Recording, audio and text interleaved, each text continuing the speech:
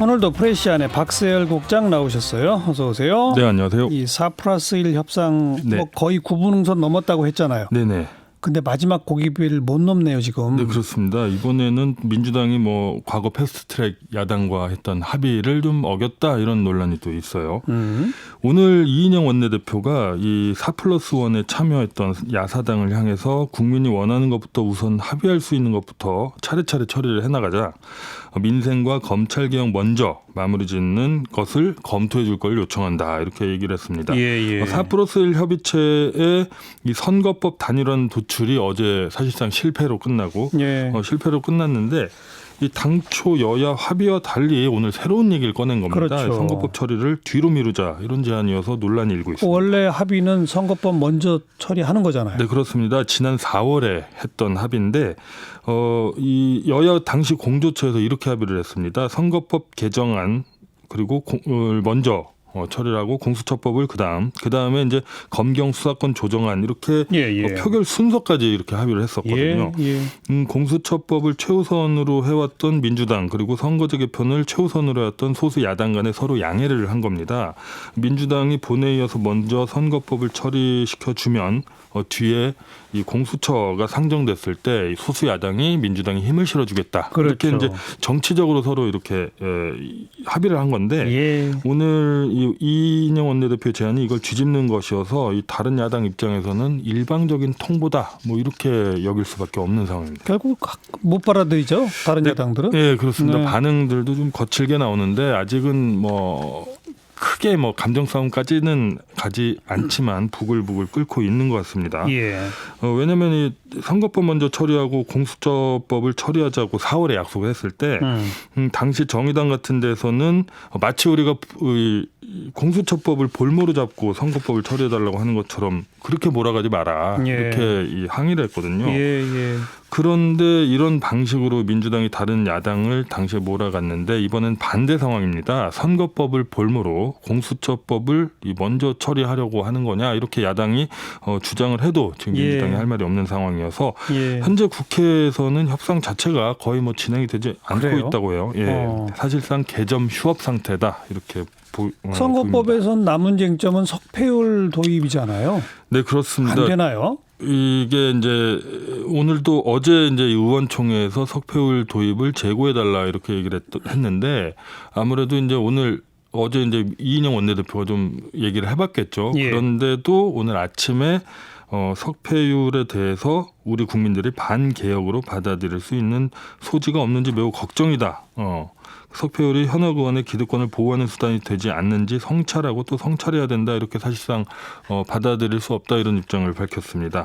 이 석패율에 대한 가치 판단을 보류하더라도 협상 차원에서를 보면은 이 야당은 연동률을 받아들이겠다 민주당 제안을 받아들이겠다고 하고 석패율 제안을 한 건데 그러니까요. 민주당은 야당이 일부 양보를 했지만 야당이 제안한 것도 받아들일 수 없다 이렇게 해서 한 발도 물러설 수 없다 이런 현재까지 그러면서 계속 그 야당 현역 의원에 대한 기득권 보호용으로 석패율이 쓰인다라고 주장하는데 네, 그렇습니다. 이거는 각 당마다 하기에 따라서 그렇게 쓰일 수도 있고 전혀 다르게 쓰일 수도 있고 그런 건데. 그렇죠. 근데 민주당 주장이 계속 이렇게 현역 기득권 보호용이다라는 것만 이제 강조를 하고 있어요. 이 사실상 이제 석패율이 신인들보다는 유력 정치인들한테 적용될 가능성이 높은 건 사실입니다. 한국당 텃밭 험지에 출마한 민주당 후보나 이 민주당 텃밭 험지에 출마한 한국당 후보가 석패율로 구제될 수 있다는 장점도 있는 것도 또 사실이고요. 이 지역구도 타파가 원래 이 석패율 제도의 출발이죠. 맞습니다. 그래서 문재인 대통령도 이 석패율제를 도입해야 된다 이렇게 2015년에 얘기를 한 적이 있어요. 사실 활용을 어떻게 하느냐 문제인데 민주당은 중진 구제용이다. 신인 기회 박탈이라고 주장하는데 야당 입장에서는 양당 구도가 강한 지역 여기에 이제 소수 정당 유력 인사를 내보내면은 2위로 올라갈 수가 있거든요. 그러면은 이 화제를 모으고 이제 선거 동력을 만들고 이런 것들을 민주당이 좀 우려하는 것 아니냐 이렇게 이제 속내가 그렇게 이제 야당에서는 그걸 보고 있어요.